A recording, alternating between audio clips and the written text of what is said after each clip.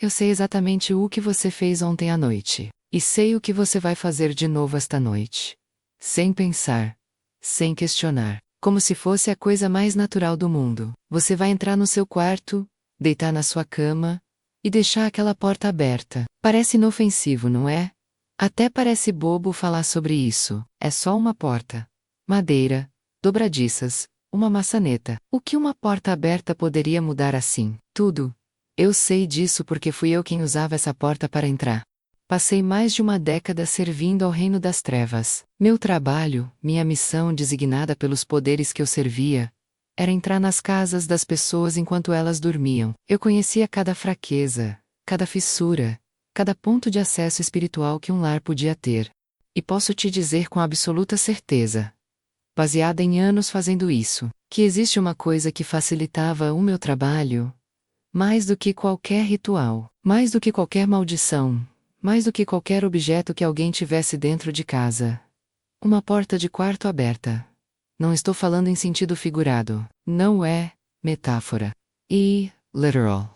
A porta física do seu quarto, entreaberta no escuro enquanto você dorme inconsciente, representa no mundo espiritual algo que o inferno conhece muito bem e que a maioria dos cristãos nunca foi ensinada a levar a sério. Hoje, eu estou do outro lado. Fui libertada pelo sangue de Jesus Cristo, e é exatamente por isso que não consigo ficar calada. Porque eu sei o que acontece do outro lado dessa porta. Enquanto você dorme. iOS Develop. Se você tem filhos que acordam com pesadelos sem explicação, se você se levanta de manhã mais cansado do que quando deitou, se você ou seu cônjuge tem sentido um peso inexplicável sobre o casamento, sobre o lar, sobre o sono, este vídeo não chegou até você por acidente. Deus quer fechar uma porta espiritual na sua vida hoje. E eu fui escolhida para te contar como. Antes de continuar, preciso te pedir uma coisa simples. Escreva agora nos comentários: eu creio no poder da oração. Não é um ritual. É uma declaração. É você dizendo ao céu que está aberto para receber o que Deus tem para te mostrar hoje. Escreva agora e depois continue. Porque o que vem a seguir vai sacudir a sua compreensão do mundo espiritual de uma forma que você nunca mais vai esquecer. Você precisa entender quem eu era antes de poder entender o peso do que eu estou prestes a te revelar. Eu não cheguei ao ocultismo por acidente. Fui introduzida ainda criança, por uma familiar que praticava o que muita gente chama de trabalhos. Na minha casa, aquilo era tratado como herança como tradical, como algo passado de geração em geração, com o mesmo naturalismo com que se passa uma receita de cozinha. Eu cresci achando que era normal, achando que todo mundo tinha aquilo em casa.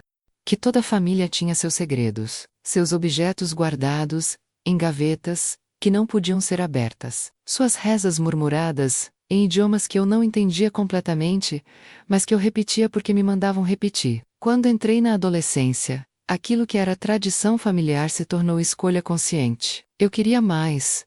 Queria poder, queria entender o que estava por trás daquelas práticas. E foi aí que fui apresentada a um grupo que operava em um nível muito mais profundo do que os simples trabalhos que eu conhecia na infância. Esse grupo não era de amadores. Eram pessoas instruídas, algumas com formação acadêmica, algumas com posições respeitadas na sociedade. Médicos, advogados, professores, gente que de dia vivia uma vida completamente comum e que à noite se reunia para praticar coisas que a maioria das pessoas não acreditaria ser real. Fui treinada por anos. Aprendi sobre portais, sobre selos, sobre a linguagem dos limiares. Aprendi como o mundo espiritual se organiza em territórios, em hierarquias, em jurisdições. Aprendi que os demônios não agem de forma aleatória. Eles são metódicos. Eles são legais, no sentido de que buscam direitos, buscam permissões, buscam brechas. E minha especialidade, o que eu fazia com mais eficiência dentro daquele grupo, eram as operações noturnas. Enquanto a maioria das pessoas dormia achando que o sono era simplesmente descanso, eu estava treinada para operar naquele intervalo. Sabia como acessar casas, sabia como identificar pontos vulneráveis em famílias, sabia como plantar sementes de destruição no sono de pessoas que nunca teriam ideia do que estava acontecendo com elas, casamentos que desmoronavam sem motivo aparente, filhos que desenvolviam medos inexplicáveis. Pessoas que acordavam exaustas todos os dias sem nenhum diagnóstico médico que justificasse aquilo. Eu sabia o que estava por trás de muitos desses casos, porque em muitos deles, eu estava diretamente envolvida.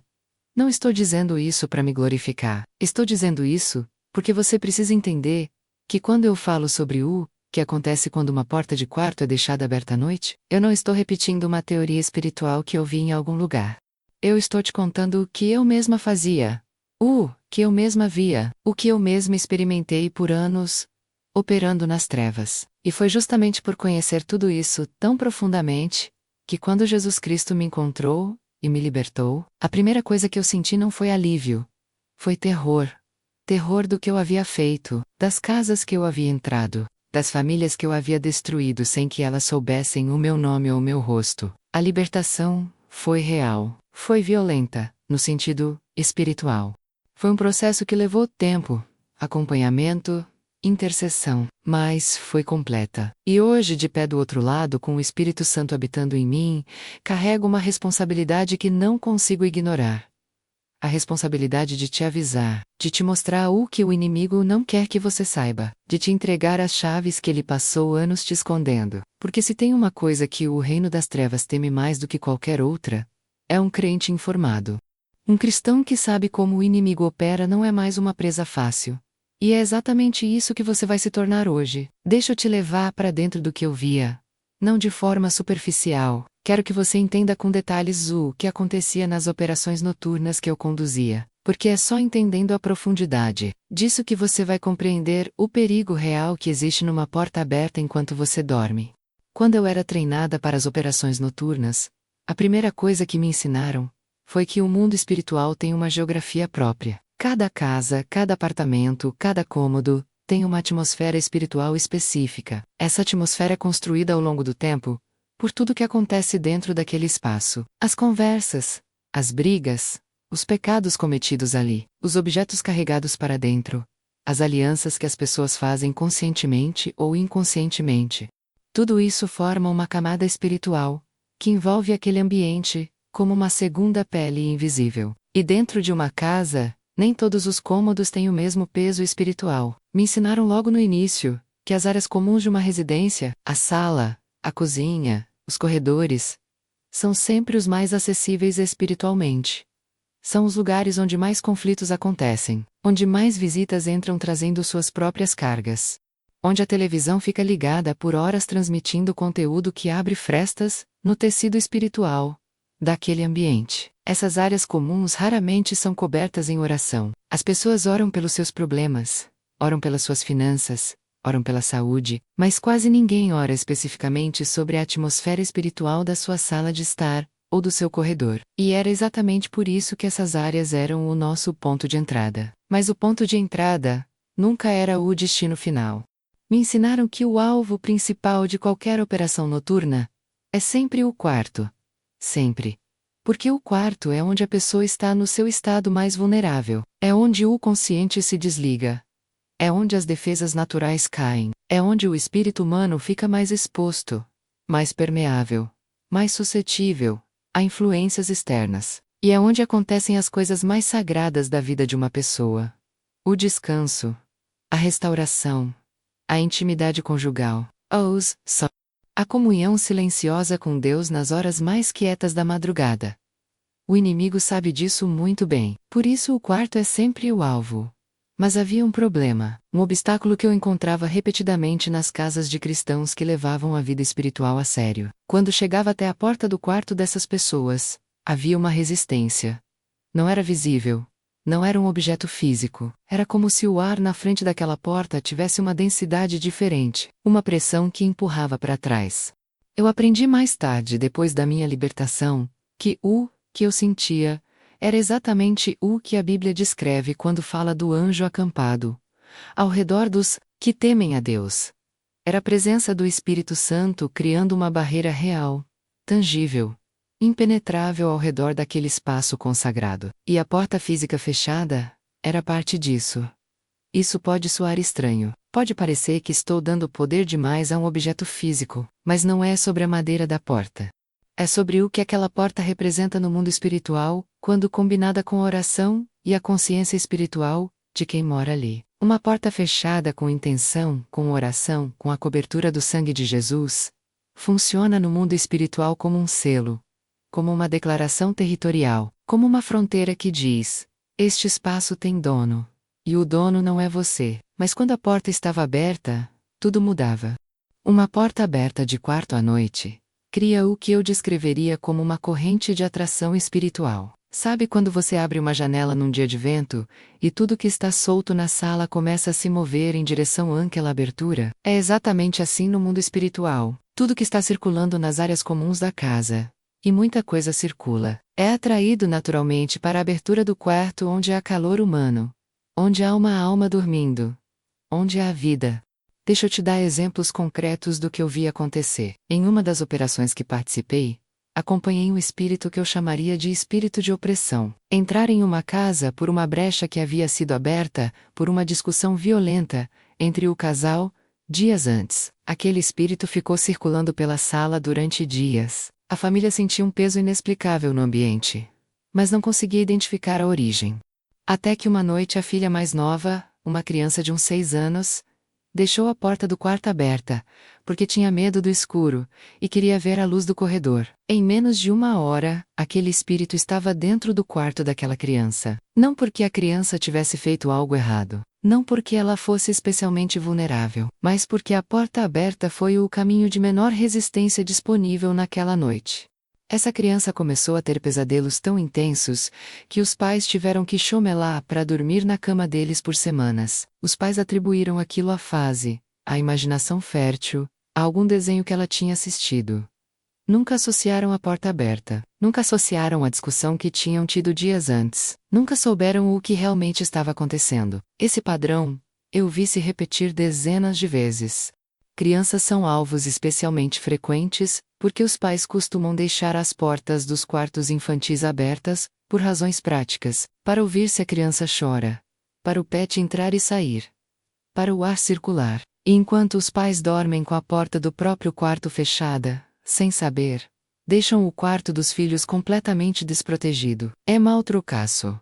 Acompanhei uma operação voltada especificamente para destruir um casamento. O casal era cristão.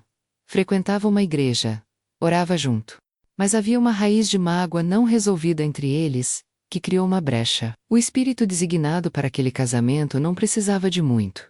Precisava apenas de acesso ao quarto, e a porta estava sempre aberta porque eles tinham um cachorro que dormia no quarto, e precisava poder sair durante a noite. O que aconteceu nos meses seguintes foi uma deterioração lenta e silenciosa da intimidade daquele casal. Frieza inexplicável, sonhos perturbadores, que deixavam os dois irritados de manhã. Uma sensação crescente de distância, que nenhum dos dois conseguia nomear ou explicar.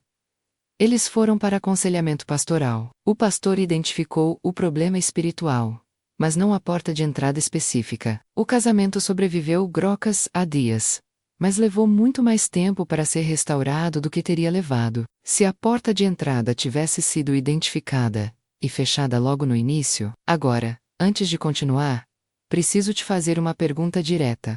Enquanto você está ouvindo tudo isso, alguma coisa está ressoando? Alguma situação na sua casa, nos seus sonhos, no seu casamento, nos seus filhos, está ganhando uma nova perspectiva, à luz do que você está ouvindo? Se sim, escreva agora nos comentários. Senhor, abre meus olhos espirituais.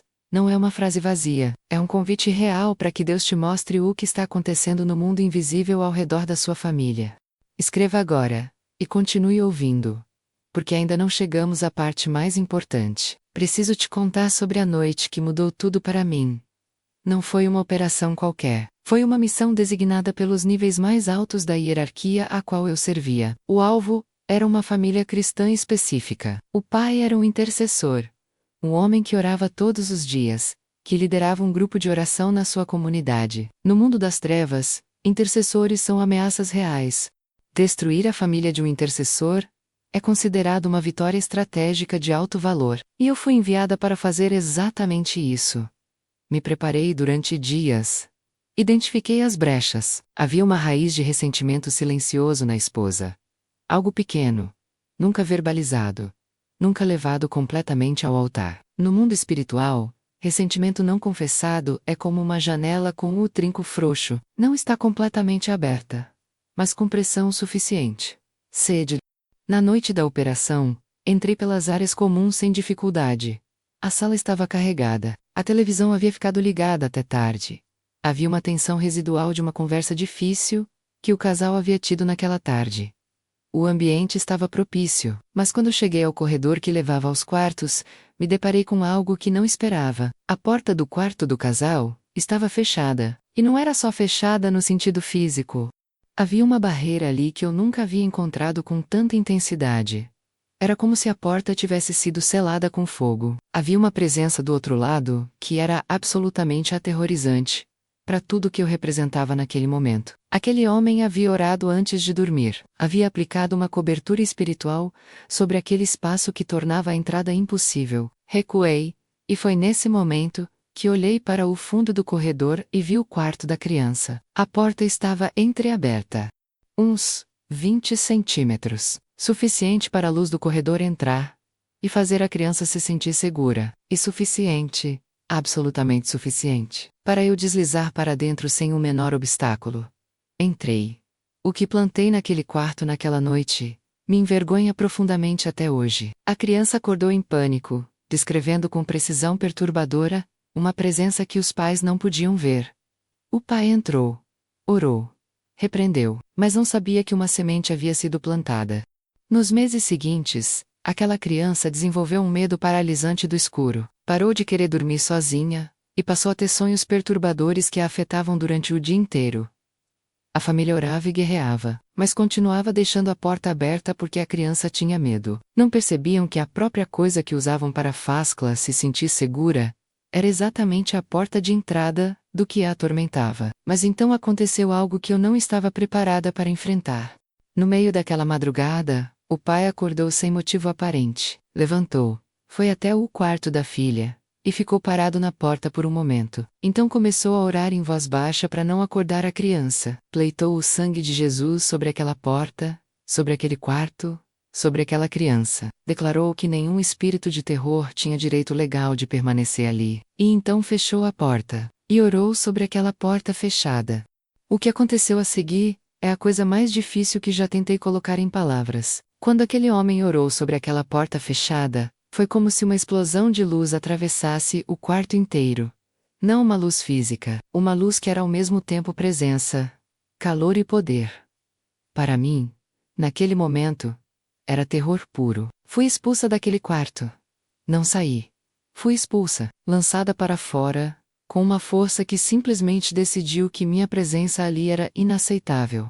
E no corredor daquela casa, pela primeira vez em mais de uma década de práticas ocultistas, senti algo que nunca havia sentido antes.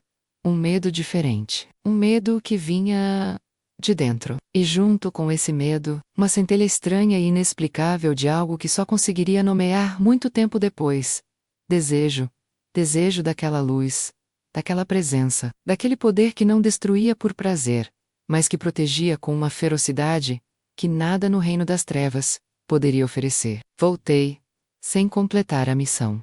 Pela primeira vez na minha vida ocultista, voltei sem completar uma missão. E algo havia começado a se mover dentro de mim naquela noite. Uma rachadura minúscula numa parede construída ao longo de anos. E através daquela rachadura, uma luz que eu não havia pedido estava começando a entrar. O instrumento que Deus usou para começar a me alcançar foi uma porta fechada com oração.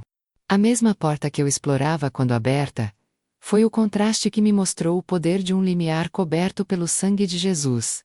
E hoje preciso te perguntar diretamente: quantas noites a porta do quarto dos seus filhos ficou aberta enquanto você dormia, achando que estava protegendo-o, quando na verdade estava deixando uma brecha aberta? Não estou dizendo isso para te encher de culpa. Estou dizendo, porque você não sabia. E agora, você sabe. E a partir do momento em que você sabe, a responsabilidade de agir é sua. Depois daquela noite, nada voltou a ser como antes. Não foi uma transformação instantânea. Quero ser honesta com você sobre isso, porque seria muito fácil te contar uma história limpa e arrumada, onde tudo mudou de uma hora para outra. Mas a verdade é mais complexa do que isso, e é justamente essa complexidade que torna o que aconteceu comigo ainda mais real. ainda mais poderoso, ainda mais digno de ser contado. Nos meses que se seguiram àquela noite, continuei tentando operar como antes. Continuei aparecendo para as reuniões do grupo. Continuei executando as missões que me eram designadas. Mas algo havia mudado internamente que eu não conseguia ignorar por mais que tentasse. Uma inquietação que não saía, uma voz que não era minha, que não soava como nada que eu havia ouvido no mundo das trevas, que continuava aparecendo nos momentos mais silenciosos da minha vida. Não era uma voz audível. Era mais como uma pressão suave sobre o meu interior, como alguém batendo com gentileza numa porta que eu havia trancado com muitas fechaduras.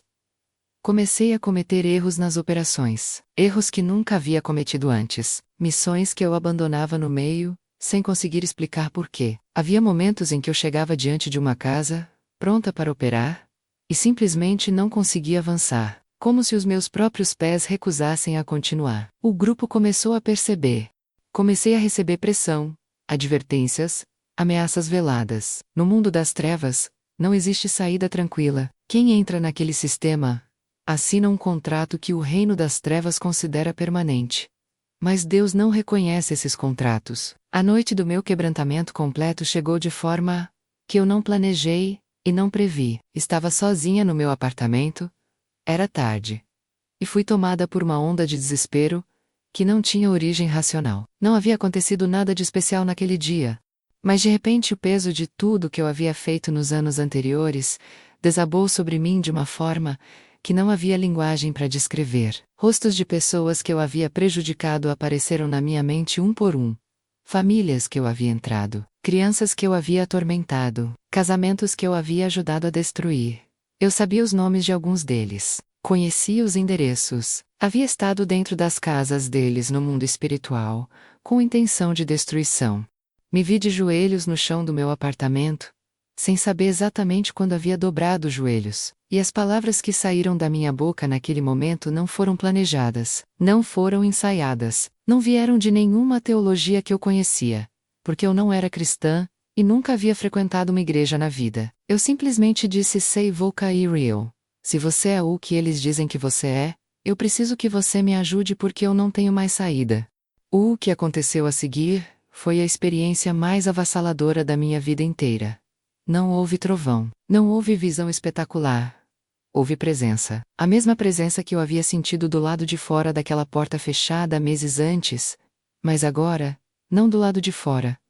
Dentro de mim. Uma presença que era ao mesmo tempo luz, calor, peso e leveza. Uma combinação que parece contraditória, mas que qualquer pessoa que já foi genuinamente tocada pelo Espírito Santo vai reconhecer imediatamente. E junto com aquela presença veio algo que eu não merecia. E sabia que não merecia. Amor? Não afeto sentimental? Não simpatia. Um amor que via tudo o que eu havia feito. Cada detalhe. Cada escolha. Cada porta que eu havia atravessado com intenção de destruir. E que ainda assim se recusava a me abandonar. Um amor que não minimizava o que eu havia feito, mas que declarava que o preço já havia sido pago por alguém que eu havia ignorado a vida inteira. Passei a noite inteira no chão daquele apartamento. Chorei de uma forma que nunca havia chorado. Não de tristeza apenas, de alívio, de espanto, de uma gratidão que não cabia dentro do meu corpo.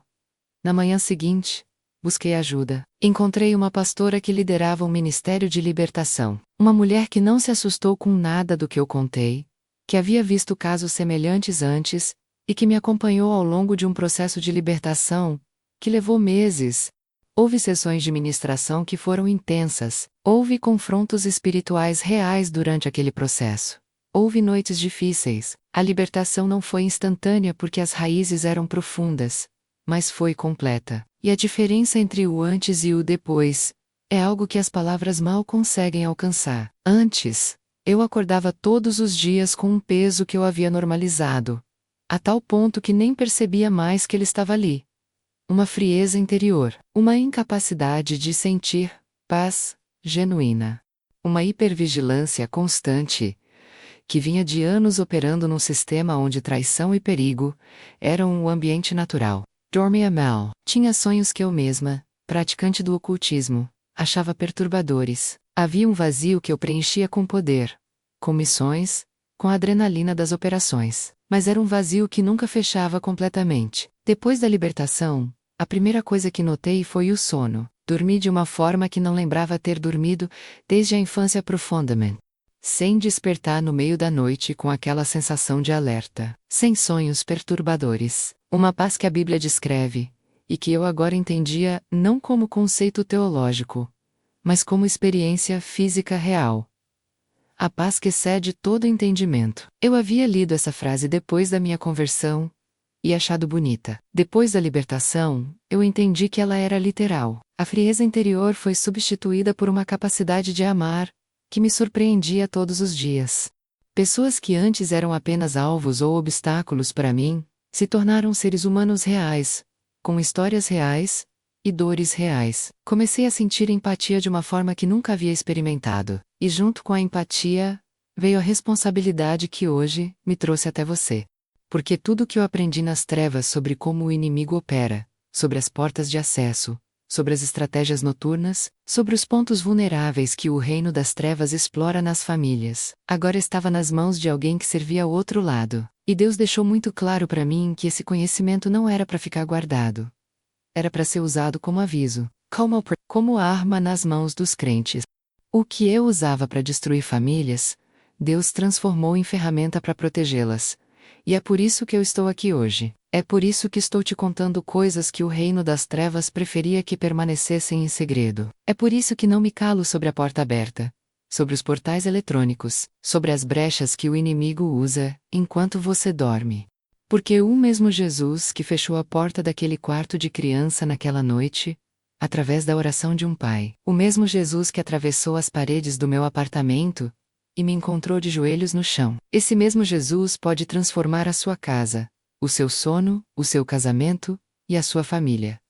Não amanhã, não depois de um processo longo e complicado, esta noite. Se este testemunho está tocando algo dentro de você, se você está reconhecendo padrões na sua própria vida enquanto me ouve, não guarde isso para você. Compartilhe este vídeo agora com alguém que você ama, com aquela amiga que reclama de pesadelos constantes, com aquele casal que está passando por uma frieza inexplicável no casamento, com aquela mãe cujo filho acorda aterrorizado no meio da noite. Você pode ser o instrumento que Deus usa para levar proteção para a casa deles hoje.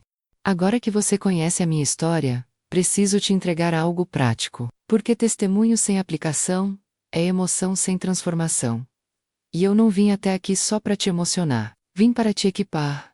Durante anos eu estudei as brechas, estudei os pontos de entrada, conhecia as famílias vulneráveis melhor do que elas próprias se conheciam. E hoje, do outro lado, uso esse mesmo conhecimento para te mostrar como fechar cada uma dessas portas de forma permanente. Não como ritual. Não como superstição, como exercício consciente da autoridade que Jesus Cristo te deu. Vamos começar pelo fundamento. A Bíblia nunca trata as portas como elementos neutros. Desde o início das Escrituras, portas e limiares carregam peso espiritual. No livro do Êxodo, quando Deus instruiu os israelitas sobre a Páscoa, Ele não disse para colocar o sangue do cordeiro no teto da casa. Não disse para espalhá-lo pelo chão. Disse especificamente para aplicá-lo nos umbrais e nas ombreiras da porta. Por quê? Porque a porta é o ponto de transição entre o que está do lado de fora e o que está do lado de dentro. Entre o domínio da morte naquela noite e o domínio da proteção. O anjo que passou por aquelas casas não podia cruzar um limiar coberto pelo sangue. Isso não era simbolismo poético, era lei espiritual em operação.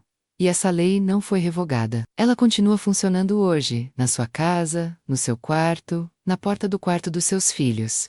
O sangue que antes era literal, de um cordeiro físico, hoje é o sangue de Jesus Cristo, o Cordeiro de Deus que tira o pecado do mundo. E esse sangue, pleiteado em oração sobre os limiares da sua casa, cria a mesma barreira que criou naquela noite no Egito. Eu vi isso funcionar. Vi do lado de fora, vi sendo lançada para trás por aquela barreira. Não estou te vendendo uma teoria, estou te descrevendo o que experimentei como adversária desse poder. Mas existe algo que precisa ser dito com clareza, antes de continuarmos.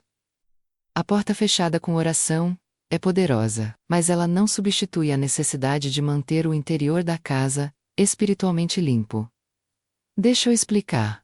O que quero dizer com isso? Durante minhas operações, aprendi que existem 3 categorias principais de brechas que facilitam o acesso demoníaco a uma família. A primeira é o pecado não confessado. Não estou falando de perfeição. Estou falando de pecados conscientemente mantidos, cultivados, escondidos. Uma relação extraconjugal secreta, um vício que a pessoa esconde da família, uma prática ocultista no passado que nunca foi renunciada formalmente. Essas coisas funcionam como chaves que o inimigo usa para reivindicar direitos legais de acesso. Confissão genuína e arrependimento fecham essas portas. A segunda categoria são os objetos. Isso é um assunto que a igreja moderna frequentemente evita, por medo de parecer supersticiosa, mas eu posso te dizer, baseada em anos de experiência prática, que objetos carregam atmosfera espiritual. Imagens de divindades de outras religiões, objetos recebidos de pessoas envolvidas em práticas ocultistas, jogos ou brinquedos com simbologia demoníaca explícita, livros de magia trazidos para dentro de casa. Esses objetos funcionam como antenas. Atraem e mantêm presença espiritual densa no ambiente. Muitas famílias que eu vi sendo destruídas tinham pelo menos um desses elementos dentro de casa sem fazer ideia do que aquilo representava espiritualmente. A terceira categoria é a mais sutil, e talvez a mais devastadora. São as portas abertas através do entretenimento. Eu já mencionei isso brevemente, mas preciso aprofundar porque é a brecha mais comum nas casas cristãs de hoje. Vivemos numa geração que consome conteúdo de forma compulsiva e inconsciente. Séries repletas de ocultismo, apresentado como entretenimento inocente. Músicas cujas letras declaram coisas que nenhum crente consciente declararia em oração, mas que são repetidas dezenas de vezes ao dia como se fossem neutras. Jogos eletrônicos que imergem a pessoa por horas em atmosferas de violência, de morte, de magia negra apresentada como fantasia. Tudo isso entra pela porta dos olhos e dos ouvidos, e vai construindo uma atmosfera espiritual dentro do lar, que nenhuma oração de 5 minutos antes de dormir consegue limpar completamente se o conteúdo continua sendo consumido no dia seguinte. Não estou dizendo que você precisa viver numa bolha. Estou dizendo que você precisa ser consciente, que precisa exercer discernimento sobre o que entra na sua casa, através das telas. Porque aquilo que você permite que entre pela tela, entra também no mundo espiritual do seu ambiente doméstico. E quando a pessoa se deita para dormir com aquela atmosfera impregnada no ambiente, e ainda deixa a porta do quarto aberta, está essencialmente dormindo num espaço espiritualmente contaminado, sem nenhuma barreira de proteção. Agora deixa eu te falar sobre o sono em si, porque o sono não é apenas descanso físico, e você precisa entender isso profundamente. Jó capítulo 33 diz que Deus fala por sonhos, por visões noturnas, quando os homens estão entregues ao sono profundo. Seu período de sono é um dos momentos mais importantes da sua vida espiritual. É quando Deus frequentemente dá direção, revela estratégias, fala sobre o futuro, adverte sobre perigos. Os sonhos proféticos que lemos na Bíblia, de José, de Daniel, de José, pai de Jesus, não aconteceram durante o culto dominical. Aconteceram durante o sono. O inimigo sabe disso. Por isso as operações noturnas existem. Por isso os espíritos de confusão são enviados, especificamente, para o momento do despertar, para roubar a memória do que Deus acabou de falar. Por isso a perturbação do sono é uma das ferramentas favoritas do reino das trevas. Não é só para te deixar cansado, é para te desconectar do canal de comunicação que Deus usa nas horas mais silenciosas da madrugada. Quando você protege o seu sono, você está protegendo a sua capacidade de ouvir Deus. Então como você faz isso na prática? Como você transforma o seu quarto num espaço espiritualmente protegido de forma consistente? Não só numa noite de crise, mas como estilo de vida. Primeiro, estabeleça uma rotina de encerramento espiritual do dia, assim como você fecha as janelas, tranca as portas físicas e apaga as luzes antes de dormir. Estabeleça o hábito de fazer o mesmo espiritualmente. Reserve 5 a 10 minutos antes de se deitar para confessar qualquer coisa que precise ser confessada, para perdoar qualquer pessoa que precise ser perdoada, para agradecer e para declarar a cobertura de Deus sobre a noite que está começando.